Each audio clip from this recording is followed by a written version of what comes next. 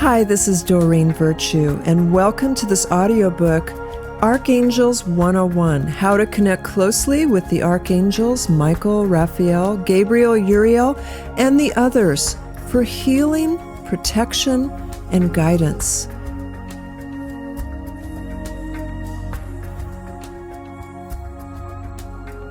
Who are the Archangels? Well, the word Archangel is derived from the Greek archai, which means first, principal or chief, and angelos, which means messenger of God. So, archangels are the chief messengers of God. Archangels are extremely powerful celestial beings. Each has a specialty and represents an aspect of God. You can think of archangels as facets on the face of God, the ultimate jewel and gem of the universe. And these facets, or archangels, are prisms that radiate divine light and love in specific ways to everyone on earth.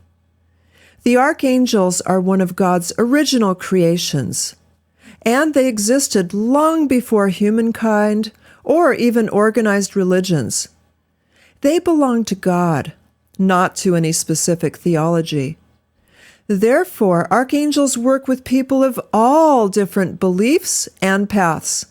In fact, they work with anyone who asks.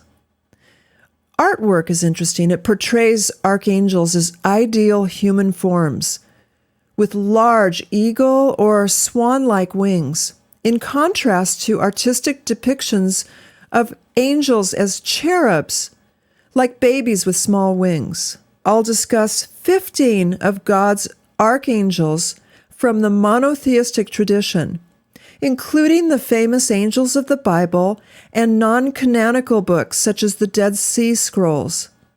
I've only included the angels recognized by Judeo-Christian theologians. My research comes from many different sources, including the traditional canonical Judeo-Christian Bible. I either use the New International or the King James versions. The apocryphal books, that is, those that were not included in the traditional or canonical Bible, but which were still considered sacred writings, such as the Book of Enoch, which was first written in Ethiopian and later in Hebrew, and the Book of Esdras. I also referred to the mystical Jewish Kabbalah, which recognizes archangels as guardians of the spiritual pathway, or what they call the tree of life, and that includes the book of the Zohar. I also consulted the monotheistic Quran and the teachings of the Eastern Orthodox Church, and I've combined these spiritual references with my own years of working with and teaching about these archangels.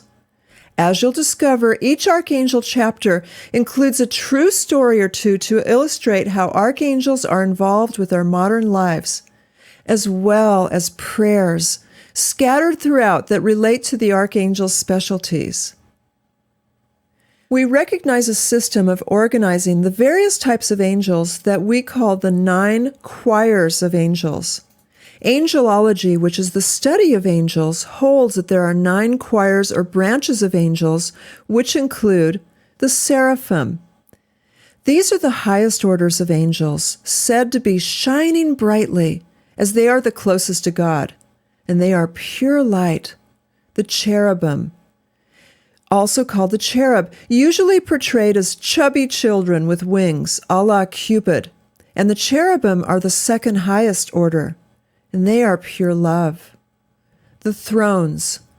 The triad of seraphim, cherubim, and thrones reside in the highest realms of heaven. Thrones are the bridge between the material and the spiritual, and they represent God's fairness and justice.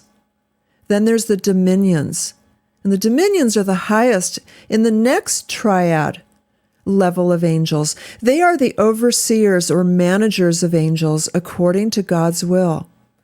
Then there's the virtues.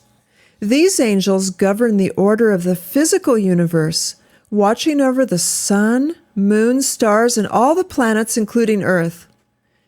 And the powers. Of course, as their name implies, this choir comprises peaceful warriors who purify the universe from lower energies, and the principalities.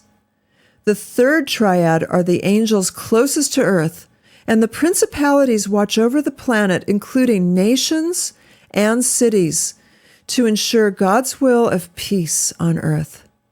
And the archangels, and these are the overseers of humankind and the guardian angels. Each archangel has a specialty which represents an aspect of God. And of course, the guardian angels. You and every person have personal guardian angels assigned to you throughout your life. This model of 9 choirs of angels was derived from the biblical references to seraphim and cherubim, which were expanded upon by the 5th century theologians' writings and then popularized in John Milton's poetic work, Paradise Lost.